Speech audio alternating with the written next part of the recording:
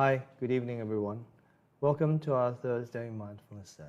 So, tonight we're going to talk about the good news about death. So, you may think, what sort of good news can there be about death? Well, stay tuned and we'll discuss it after this short meditation. So, tonight we're going to do loving kindness or metta meditation. And this practice helps us develop a greater quality of connection with ourselves and others. It also improves our empathy, compassion, and also resilience to anxiety and stress. So when we do this practice, it's good to be comfortable. Allow yourself to relax. So close your eyes and find a comfortable, relaxed but alert posture. Let the power of intention, which is the practice of loving kindness, lead the way. Notice the sensation of your body breathing, how the breath feels as you breathe in and out. Then allow your breath to breathe itself naturally. And as you breathe, try to let go of tension as best you can. We'll begin by offering loving kindness to ourselves. May I be safe, be happy, be healthy. May I live peacefully. Just keep repeating these 4 phrases in your own time at a rhythm and pace that is comfortable and pleasing to you. Try to bring your whole attention to each phrase as you recite it. So this is a different way of paying attention to the phrase instead of to our breath. May I be safe, be happy, be healthy. May I live peacefully.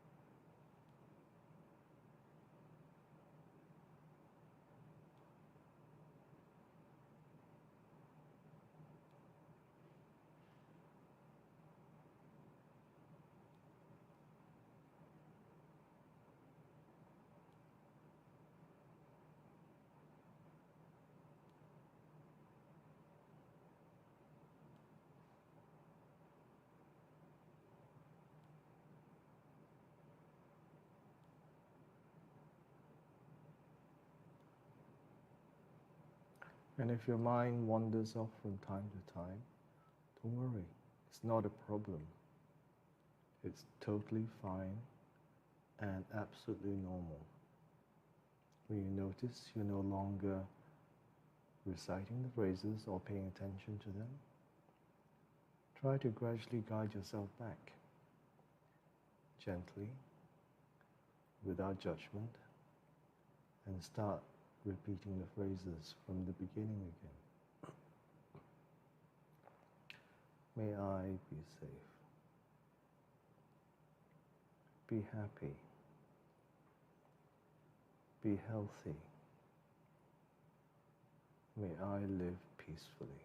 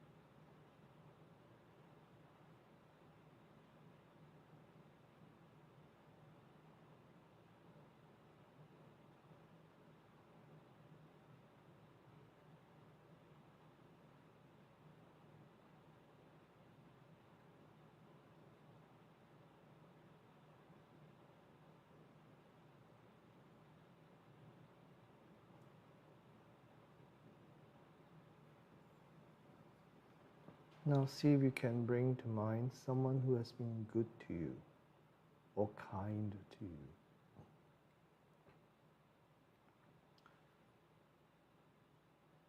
If you can think of someone like that, bring them to mind. You can say their name to yourself silently. Get an image of them, a feeling for their presence, and with a generosity of spirit, offer these loving kindness wishes to them. May you be safe, be happy, be healthy. May you live peacefully.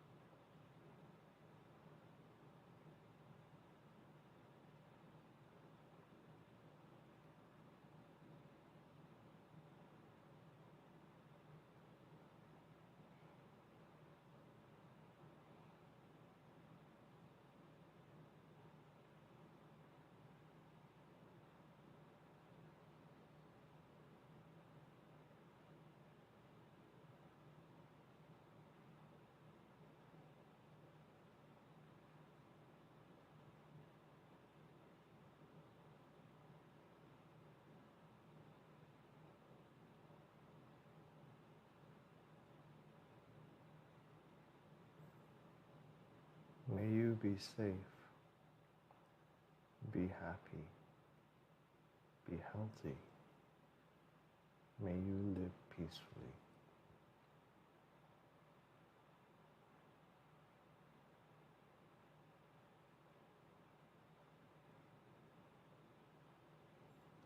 Now try to bring to mind someone you know who might be struggling or having a difficult time right now. If you can think of someone like that, bring them to mind. You can say their name to yourself. Feel their presence. And with the same spirit of gift giving, of offering of good wishes, offer them these words. May you be safe, be happy,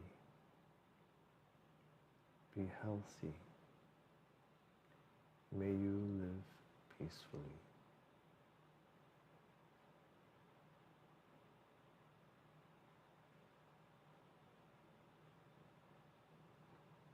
So the key to this practice is to bring your full attention to each phrase as you recite it. You don't have to try to manufacture some feeling of loving kindness if it doesn't appear, and that's totally fine. The practice works in any case. May you be safe, be happy, be healthy. May you live peacefully.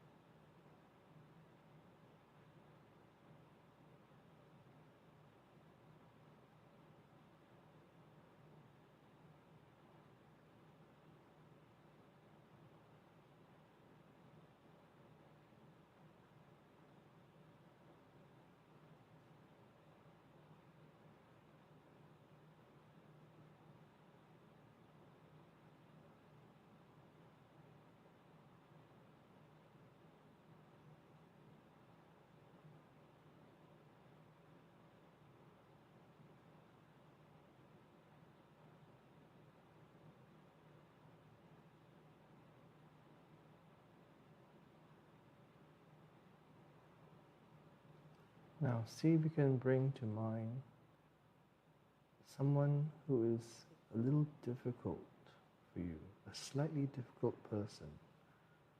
Don't try to think of the most difficult person in your life, but someone who you have slight difficulties with. See if you can think of someone like that, and then also offer them these wishes of loving kindness. May you be safe, be happy, be healthy. May you live peacefully.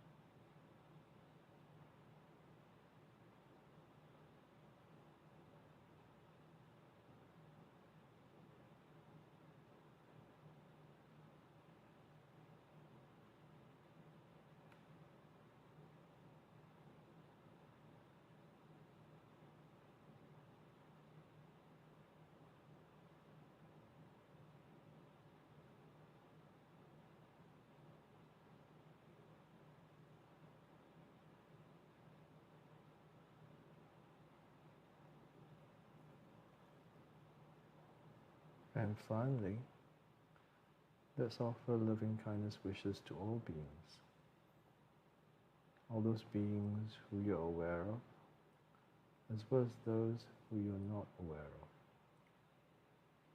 May all beings be safe, be happy, be healthy. May all beings live peacefully.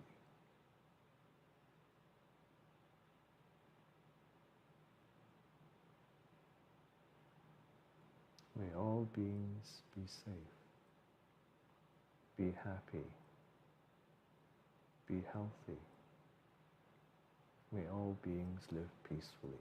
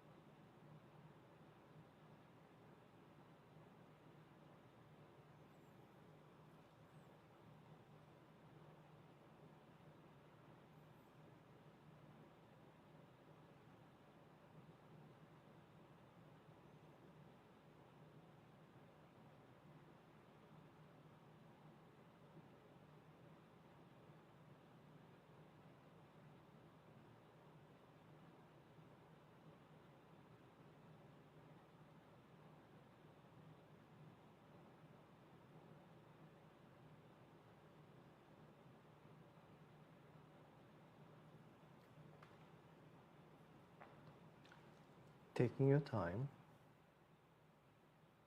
When you're ready, open your eyes and bring your awareness back to the room again. So thank you so much for your practice. So now we're going to talk about the good news about death. And it may seem very strange to say that there is good news about death, because in most cultures we actually turn away from talking about death. And anything that reminds us about the inevitability of death. In Chinese culture, my culture, many people are very superstitious about the number 4 because it sounds very similar to the word for death, say and say. So you will never see a house, apartment, or even a floor in a building with the number 4 on it. And also, people don't like to give clocks because it means that you're like Song Zhong, which means that you're in fact giving death or something like that. So we try to ignore it. And even if somebody dies, we try to get it over and done with quickly and try to forget about it. We have a funeral, maybe the body is kept for 3 days, and then the funeral, and then some ceremonies, and that's over. People try to just move on, get past death. So most people, we say, are death denying, that they don't want to think about death, and they want to ignore the fact that one day we will all die, Like some people will joke, like that life is a terminal illness. There's no cure for life except for death. So this fear that we have, this discomfort that we have about death means that if you keep talking to your friends about it, you'll probably find yourself getting less and less invitations to their dinners or to parties because people just don't feel comfortable with you talking about death. So there's an old story, Babylonian story, about a merchant in Baghdad who sends his servant to the marketplace, his manservant, to buy some supplies. But very soon afterwards, the man returns empty-handed, pale and really frightened. Then the boss says, what happened? What happened? Why did you come back without anything? And you look so terrified. Then he said, when I was going to buy all these things that you wanted, but then I bumped into a woman in the crowd. And then I turned to apologize and looked at her closely, and I recognized her. She was deaf. Then she looked at me, and she made like a threatening gesture, a threatening move. So then I turned and ran and came back. So please, Master, lend me your horse because I want to get as far away from death as I possibly can. So I will go. If you lend me your horse, I will ride to Samara, and there I will stay with some friends, and death will not find me there. So then the merchant feels very sorry for his manservant, so he lends him his horse, and the man jumps on and rides away as fast as he can, threatening him.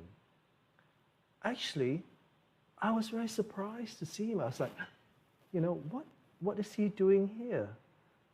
In Baghdad, I was quite astonished that he was here because I have an appointment with him tonight at Samara. So that's an interesting story. And the meaning is that no matter how far we run or how fast we run, we cannot outrun our own death is inevitable. There are two certainties in life. When we're born, we take our first breath. That's the first certainty. And we begin our life outside of our mother's womb. And once we are born, the second certainty is that one day we'll breathe our last breath. We'll breathe out and then not breathe in again. And then our body will return to the earth. So when we're young, we never think about this stuff, you know. But the older you get, then you notice people don't stay around forever. First, your grandparents go away, then it's your parents, then maybe it's your older friends. Then eventually you realize, my turn will be coming soon. But even so, we want to keep death and dying at a distance. We don't want to be associated with death or be too close to it. But in Buddhism, and Tibetan Buddhism especially, they do not shy away from talking about death or acknowledging death as a part of life. There is this famous book, the Tibetan Book of the Dead. It's actually the most popular book of Tibetan Buddhism in the West. So, why this fascination? There's actually also growing evidence in scientific research that if we acknowledge and accept that we will die someday, we don't know when, it actually contributes to our happiness and a more meaningful life. So if we take death into our lives, acknowledge it, and face it, then what can happen is that you free yourself from this worry, this anxiety of death. And then you realize life is actually can be, the way that we normally live it is quite petty. Then you can be free to actually find something more meaningful for yourself. So there is a small country, Buddhist country, called Bhutan. I'm sure many of you have heard about it. And it's often talked of as one of the happiest countries in the world, places to live. And the government there has made it part of the national curriculum to think about death from anywhere between 1 to 3 times a day.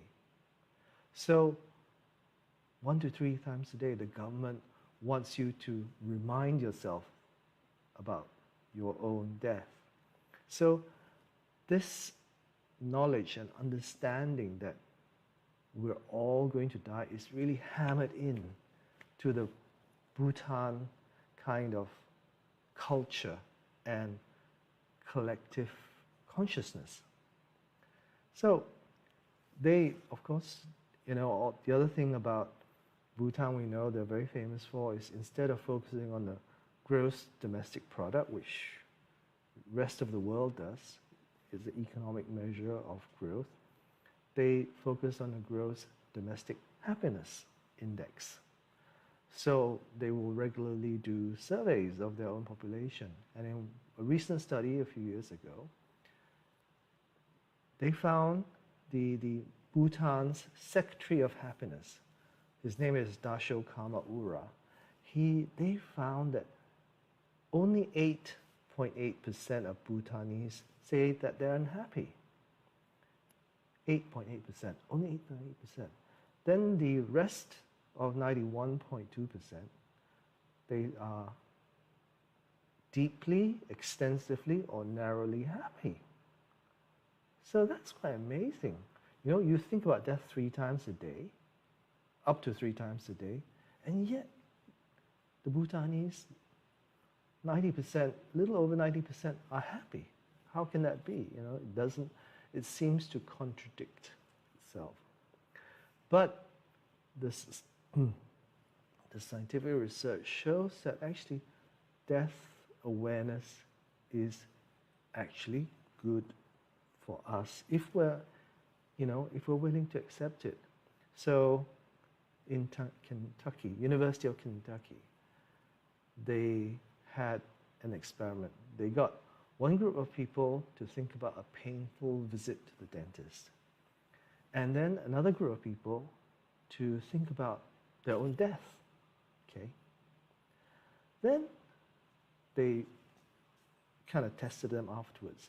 And what they found was the people who thought about death said they were more happy and fulfilled in life. So the scientists came to this conclusion. Although death is actually a very threatening fact, it's psychologically threatening.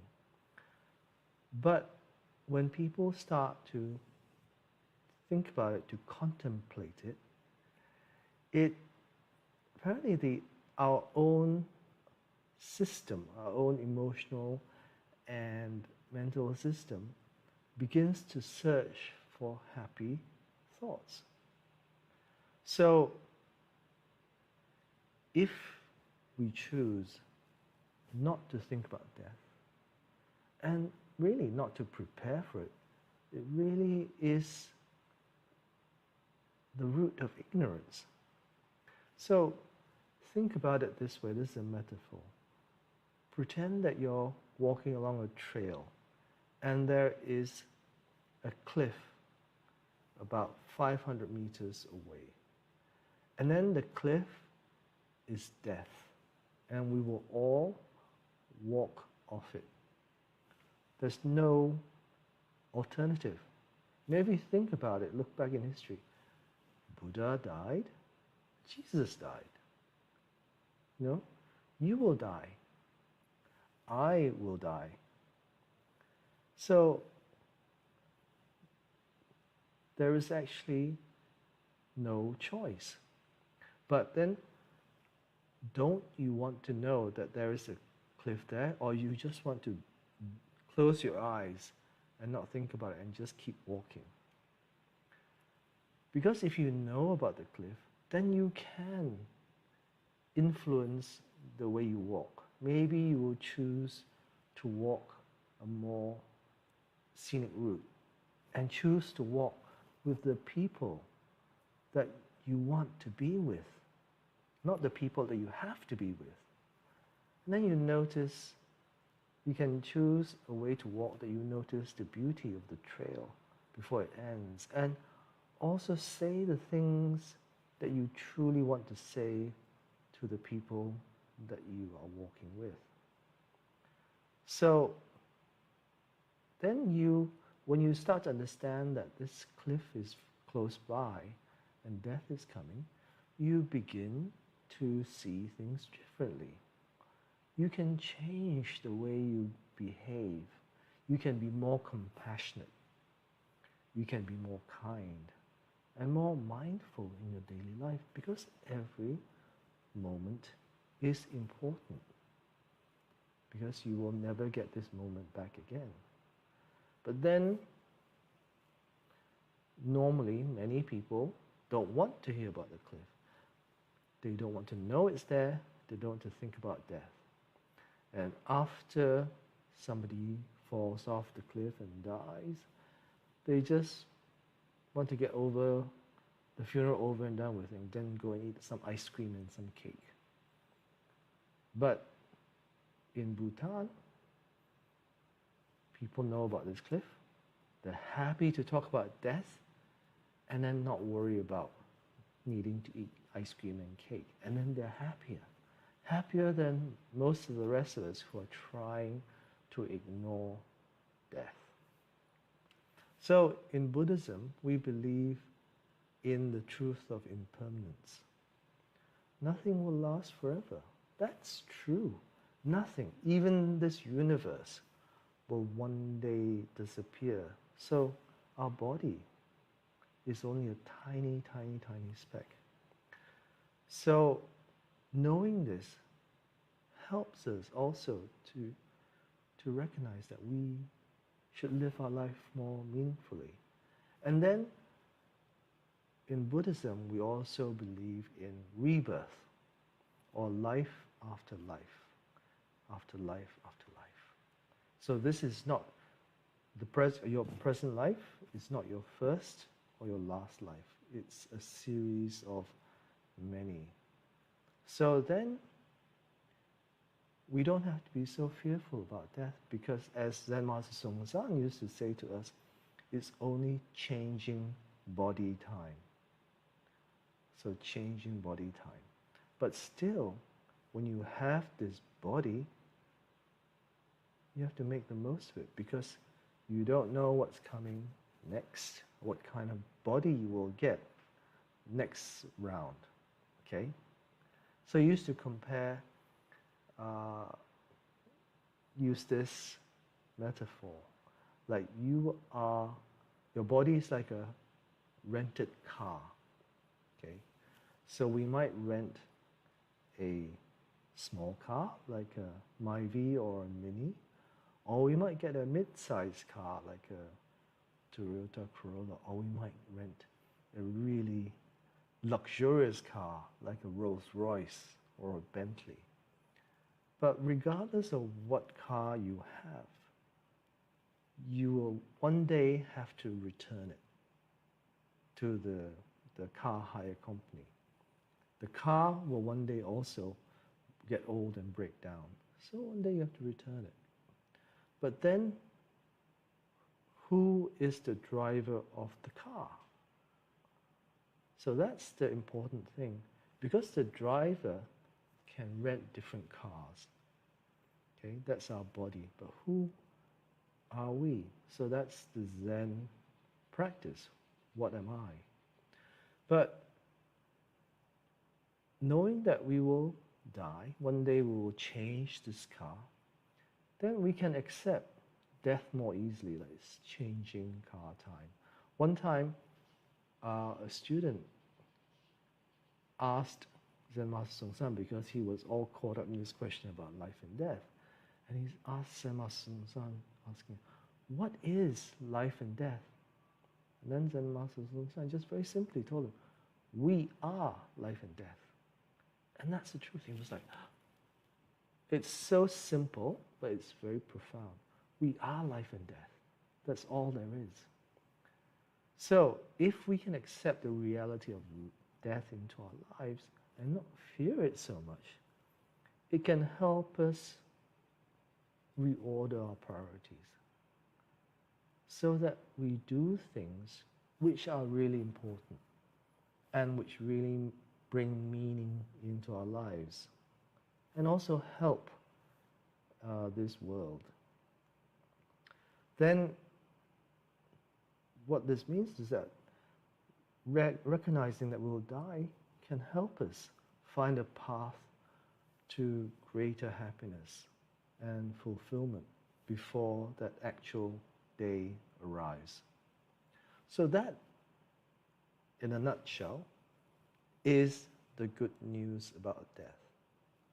Bringing death or recognizing death and acknowledging it in our life actually can lead to greater happiness and a more meaningful life for you.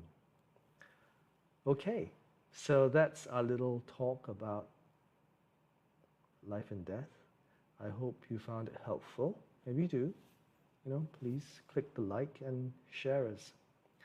So I hope you have a nice end to the week.